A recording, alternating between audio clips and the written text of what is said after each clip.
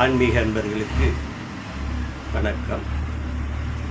இந்த சனிப்பெயர்ச்சியை பற்றி வீடியோ. இன்று 6ஆம் தேதி 3வது மாதம் 2026 காலை 8:34 அவர் கும்பத்திலிருந்து மீனத்திற்கு போகிறார். இதில் 7.5 சனி கூட ஒன்றும் பெருசாக நமக்கு சொல்ல பண்ணிடாது. ஆனால் கண்டகச்சனியும் அஷ்டமச்சனியும் மிக கொடுமையான காலம். வாழ்க்கையில் எல்லாவற்றையும் பிடிங்கிட்டு போயிடும். அதுமாதிரி அர்த்தாஷ்டம சனி 4 வரும்போது சொல்லப்படும். அப்போ இது மெயினாக இப்போ யாருக்கு வருதுன்னா சிம்மத்துக்கு அஷ்டமச்சனி. அஷ்டமச்சனி காலத்தில் எல்லா விதமான பொருள்களையும் பிடிக்கிட்டு போயிடும்.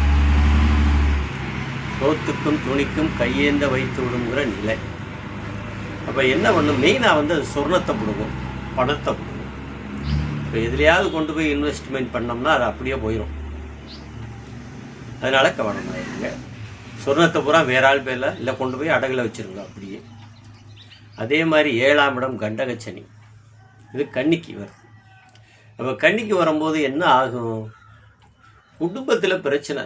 இந்த காலகட்டங்களில் கணவன் மனைவி பிரச்சனை ரொம்ப கேர்ஃபுல்லாக இருக்கணும். உடைச்சிவிடும். கோர்ட்டு கேஸ் வம்பு வழக்கு, ஒருத்தருக்கு ஒருத்தர் சண்டை சொல்லுவோம். அப்போ யாருக்கு இது நடக்குதோ அவங்க வாயை சுத்தமாக அப்படியே கட்டிடணும், வாயை மூடிடணும். நீ என்ன வேணால் சொல்லு அப்படின்னு சொல்லி காதரட்டை இருக்க மூடிக்கிட்டா குடும்பத்தில் பிரச்சனை வராது. இதுக்கு பரிகாரம் என்ன அப்படின்னு சொன்னால், அடிக்கடி சனீஸ்வரன் கோயில் எல்விளக்கு ஏற்றணும். இதுதான் பரிகாரம். இப்போ தனுசு ராசிக்கு அர்த்தாஷ்டம சனி, இது பணங்காசு பிரச்சனை. குடும்ப பிரச்சனையிலேயே பணங்காசு பிரச்சனையே வரும். இதுலேயும் கோர்ட்டு கேஸ் உண்டு பண்ணணும். அதனால் பாதி. அப்போ கோர்ட்டு கேஸில் பெரிய பிரச்சனை இல்லாமல் கவனமாக பார்த்துக்கணும். தாயார் உடல்நிலையை ரொம்ப பார்த்துக்கணும். குடும்ப சண்டைகளை தள்ளி வச்சிடணும். சொத்து பிரச்சனை இருந்தாலும் முழுசாக தள்ளி வச்சிடணும். இந்த மாதிரி காலகட்டங்களில் நம்ம கவனமாக இருந்தால் இந்த சனியினுடைய இதை தவிர்த்தரலாம்.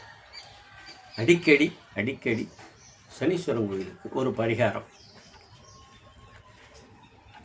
சனிக்கிழமை 12 மணிக்கு ஒரு கருப்பு நில வஸ்திரத்தோடு போங்க.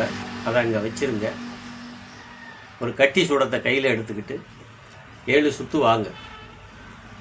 சொல்லிக்கிட்டே வாங்க, என்னுடைய பிரச்சனைகள் கஷ்டங்கள் எல்லாத்தையும் தீரணும்னு சொல்லிக்கிட்டே 7 சுற்றி முடிச்சுட்டு, ஒரு அந்த 7 சுற்று முடிஞ்சவனை முன்புறம் வந்து அமர்ந்து இந்த கட்டி சோளத்தை வச்சு ஏற்றிட்டு அப்பிரதட்சணம் 2 வாங்க. முழுமையாக நீங்கள். இதுதான் முழுமையான பரிகாரம். இதையே செய்யுங்க. நன்றி, வணக்கம்.